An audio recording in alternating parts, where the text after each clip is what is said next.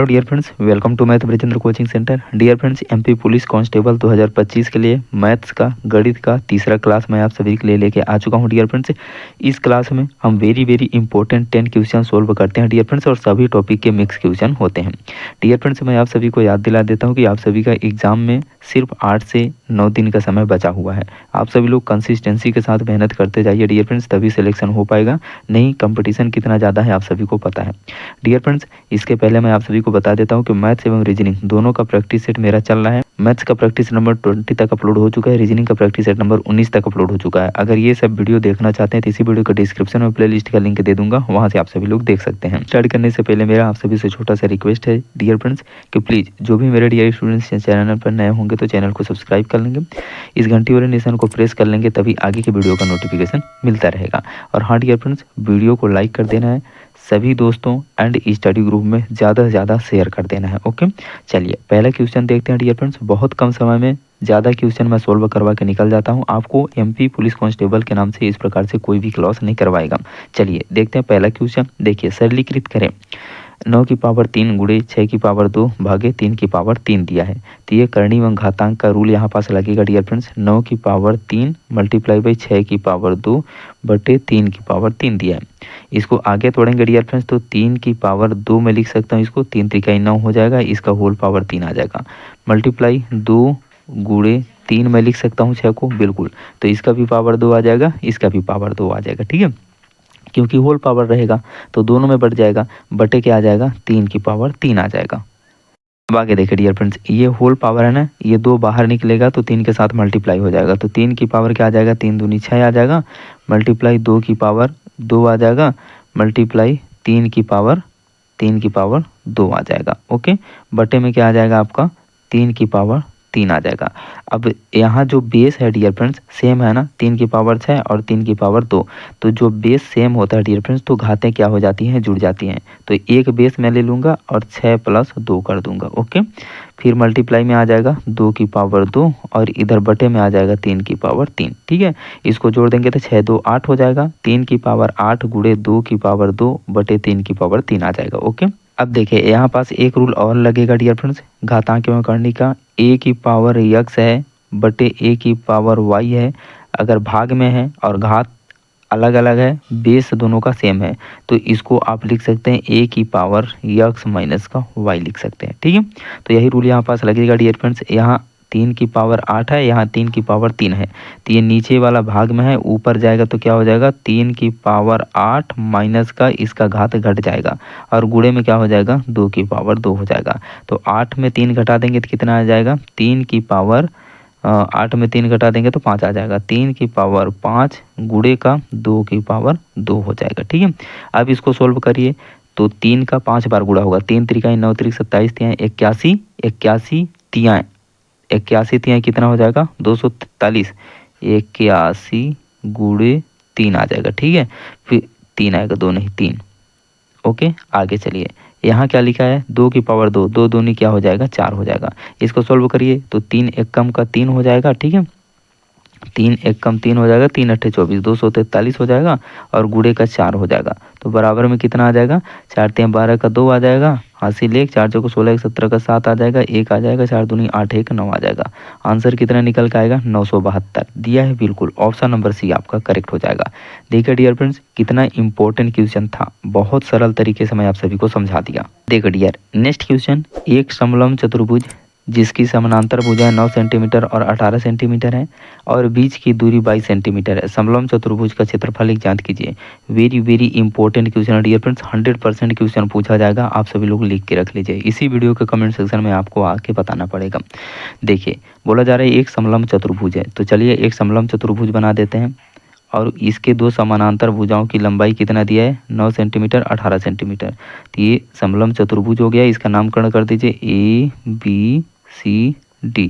ठीक है, आगे चलिए, बोला जा रहा है कि समानांतर भुजाएं 9 सेंटीमीटर 18 सेंटीमीटर है, तो ये वाला भुजा 9 सेंटीमीटर है और ये वाला भुजा कितना सेंटीमीटर है, 18 सेंटीमीटर है। ओके, आगे देखिए, आगे बोला गया है और बीच की दूरी 22 सेंटीमीटर है। इन दोनों समानांतर भुजाओं के बीच की दूरी कितना सेंटीमीटर है? 22 सेंटीमीटर है। तो इसका समलंब चतुर्भुज का क्षेत्रफल ज्ञात करना है, आपको बोला जा रहा है। तो समलंब चतुर्भुज का जो एरिया होता है डियर फ्रेंड्स, उसका फार्मूला होता है 1/2 गुणे दोनों भुजाओं का योगफल। ठीक है, दोनों समानांतर भुजाओं का योगफल। यहाँ समानांतर भुजा कौन कौन है? ए बी और डी सी। तो मैं लिखूंगा A B plus D C, ठीक है, गुणे डिस्टेंस, दोनों समानांतर भुजाओं की दूरी, डिस्टेंस में लिख दिया। ठीक है, तो चलिए इसको सॉल्व करेंगे वैल्यू पुट करके। 1/2 दोनों समानांतर भुजाओं का योगफल कितना आ जाएगा? 9 सेंटीमीटर ये, 18 सेंटीमीटर ये, तो कितना हो जाएगा? 9 त्रिक 27 सेंटीमीटर गुणे दोनों समानांतर भुजाओं के बीच की दूरी कितना है? 22 सेंटीमीटर, 22 आ जाएगा।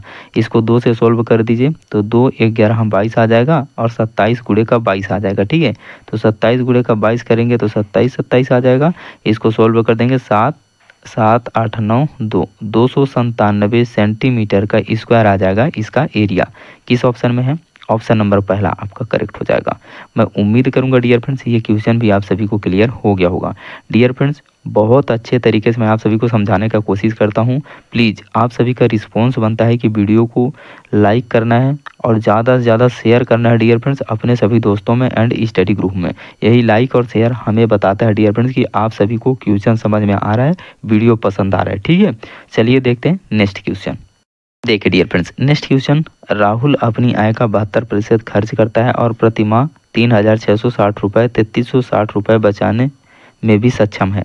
उसकी मासिक आय रुपए में ज्ञात कीजिए। बहुत इंपॉर्टेंट क्वेश्चन है डियर फ्रेंड्स। देखिए राहुल का मासिक आय कितना रहा होगा? 100% रहा होगा एक महीने में। ठीक है, इसमें से कितना खर्च कर दे रहा है? 72% खर्च कर दे रहा है।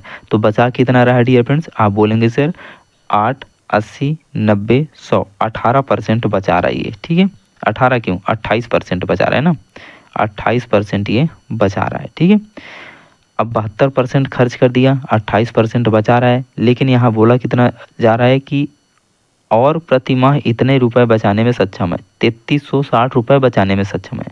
मतलब इस 28% बचाने का वैल्यू कितना दिया है? 3360 रुपये दिया है। तो यहाँ से हम पहले 1% का निकाल लेंगे, फिर 100% का निकाल लेंगे। चलिए तो 28% का वैल्यू दिया है 3360 रुपये, 28% का वैल्यू दिया है 3360 रुपये, तो 1% का वैल्यू कितना आ जाएगा? आप बोलेंगे सर 3360 बटे का 28 कर दीजिए। ठीक है, कैंसिल आउट कर दीजिए इसको 7 से। देखिए 7 चौको 28, इधर 7 से करिए, 7 चौको 7 पचे 35 हो जाएगा, 7 चौको 28 हो जाएगा, 4 बार ही होगा, बचा कितना? 2 3 2 5 7 8 56 हो जाएगा। ठीक है, 480 आ जाएगा। 4 से कैंसिल आउट कर दीजिए तो 4 1 कम 4, 4 दूना 8, 120 आ गया। ठीक है, 1% का वैल्यू कितना आया? 120 आया। तो 100% का वैल्यू कितना हो जाएगा? आप बोलेंगे सर उसका जो मासिक आय था ना 100% था, तो अभी 1% का वैल्यू 120 आया, तो 100% का वैल्यू इधर 100 से मल्टीप्लाई कर रहे हैं, तो इधर भी 100 से मल्टीप्लाई करना पड़ेगा आपको। तो कितना निकल के आ जाएगा? 12,000 निकल के आ जाएगा। मतलब उसका मासिक आय कितना था? 12,000 रुपये। ऑप्शन नंबर आपका पहला करेक्ट हो जाएगा डियर फ्रेंड्स। देखिए डियर फ्रेंड्स नेक्स्ट क्वेश्चन, चक्रवृद्धि ब्याज के 4% प्रतिवर्ष के हिसाब से 2 वर्ष में कोई राशि 1352 रुपये हो जाती है। राशि ज्ञात कीजिए। Top class question dear friends, एक बार क्वेश्चन को ट्राई जरूर करिए आप। इसी प्रकार के क्वेश्चन आपके एग्जाम में पूछे जाएंगे। 99% मैं लिख के दे रहा हूँ, रख लीजिए आप सभी लोग। देखिए इसको कैसे सोल्व करेंगे? 4% मतलब 4/100 लिखेंगे। ठीक है, इसको सोल्व करेंगे 25 चौको 100, 1/25 आ जाएगा। कोई धनराशि 25 रुपये है तो एक वर्ष में कितना बढ़ जा रही है? 1 रुपये। तो चक्रवृद्धि ब्याज कितना हो जाएगा? ब्याज को जोड़ देना पड़ता है मूलधन में, तो ये 26/25 हो जाएगा। ठीक है, अब कितने वर्ष के बाद इतना हो जाती है 1352 रुपये? 2 वर्ष के बाद। तो इसका घात क्या कर देना है? 2 कर देना है, स्क्वायर कर देंगे। तो देखिए इसका जब स्क्वायर के 26 हम कितना हो जाएगा? 676 हो जाएगा। 25 हम कितना हो जाएगा? 625 हो जाएगा।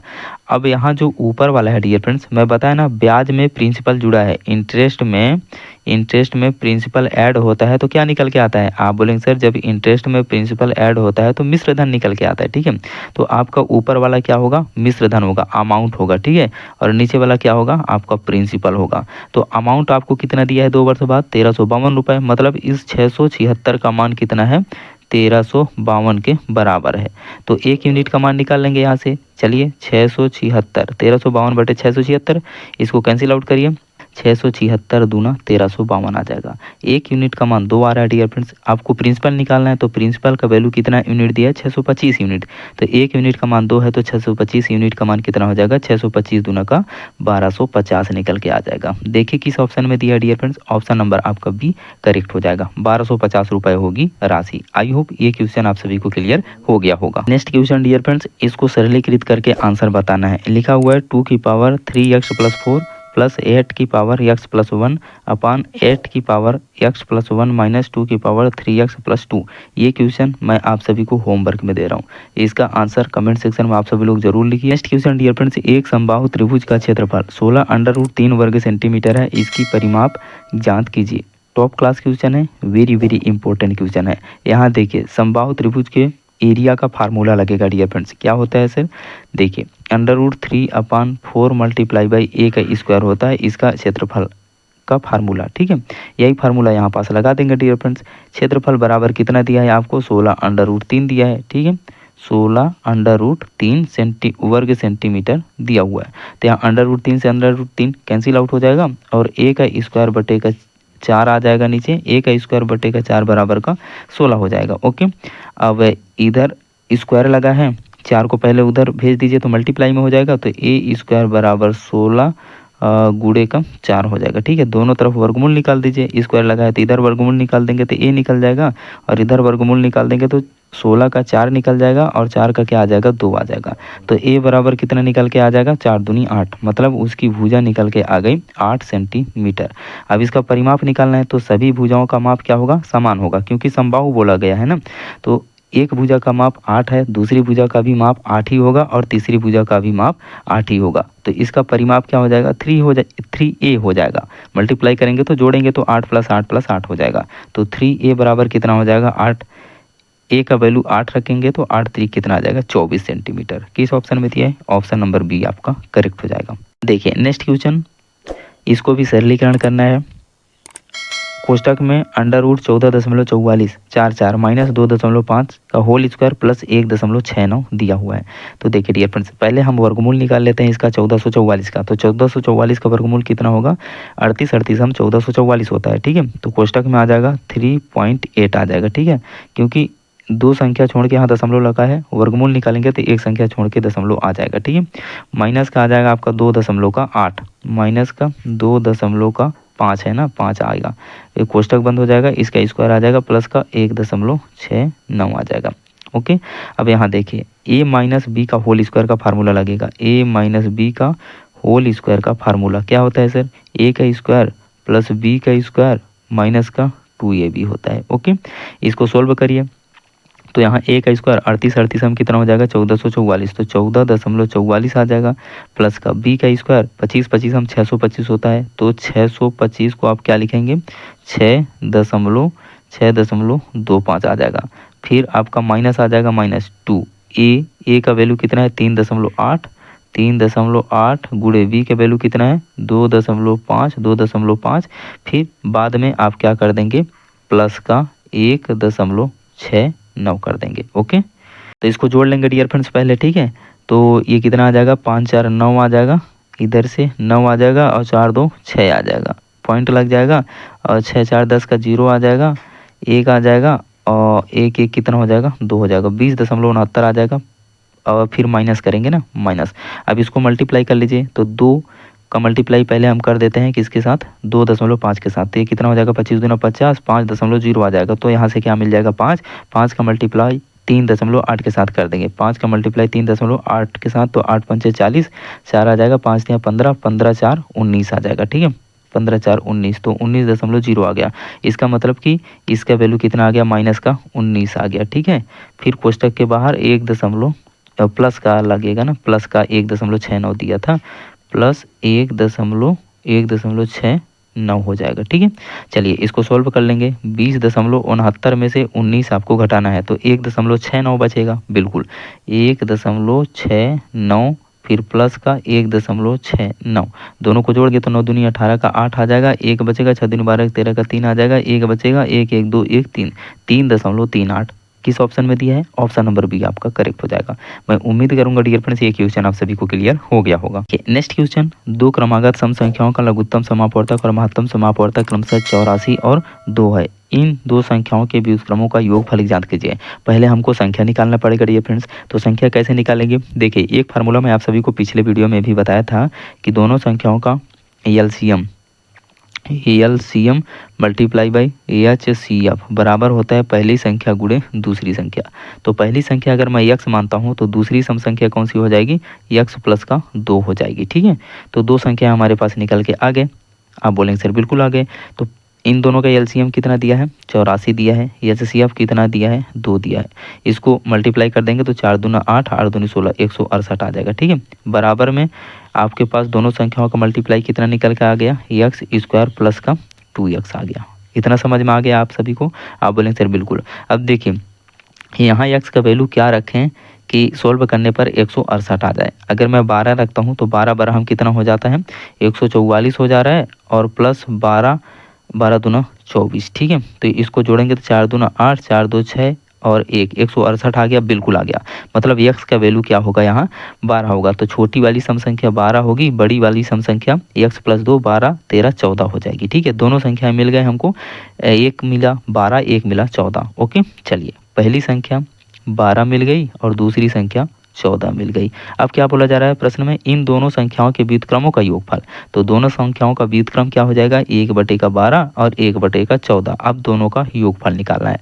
तो दोनों का एलसीएम लेंगे तो 14 28, 14 3 42, 14 चौको 56, 12 पंचे 12 12 7 84 और 14 चौको 56, 14 पंचे 14 छांग 84। बिल्कुल 84 आ जाएगा इन दोनों का एलसीएम। ठीक है, तो 12 छांग 72, 12 7 84 हो जाएगा प्लस का इधर 14 पंचे 70, 14 छांग 84 हो जाएगा। ठीक है, 6 दूनी 12, 1 13/84।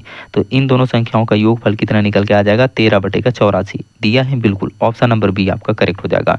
डियर फ्रेंड्स, अगर क्वेश्चन समझ में आ रहा होगा तो प्लीज़ वीडियो को लाइक कर दीजिए और ज़्यादा से ज़्यादा शेयर कर दीजिए डियर फ्रेंड्स अपने सभी दोस्तों में एंड स्टडी ग्रुप में मेरी इस मेहनत के लिए। ओके, देखिए नेक्स्ट क्वेश्चन डियर फ्रेंड्स, एक संख्या का 3 गुना अपने 3/4 से 36 अधिक है, संख्या ज्ञात कीजिए। एक संख्या का 3 गुना, एक संख्या मैं x मान लिया, इसका 3 गुना अपने 3/4 x का 3/4 से 36 अधिक है। बस इसको सोल्व कर लीजिए तो यह आ जाएगा 12x माइनस का 3x बटे का 4 आ जाएगा बराबर का 36 आ जाएगा। ठीक है, 4 उधर मल्टीप्लाई हो जाएगा 36 के साथ और 12x में 3x घट जाएगा तो कितना आ जाएगा? 9x बराबर 36, 9x बराबर 36 गुणे का 4 आ जाएगा। 36 गुणे का 4 आ जाएगा तो 9 चौको 36, x बराबर कितना आ जाएगा? x बराबर 4 के साथ 4 का मल्टीप्लाई हो जाएगा तो x बराबर आपके पास आ जाएगा 4 चौको 16।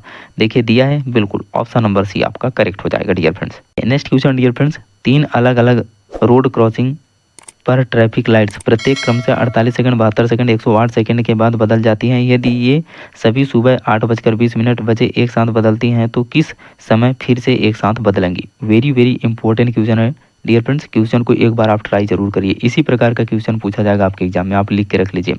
देखिए यहाँ एलसीएम विधि लगेगा।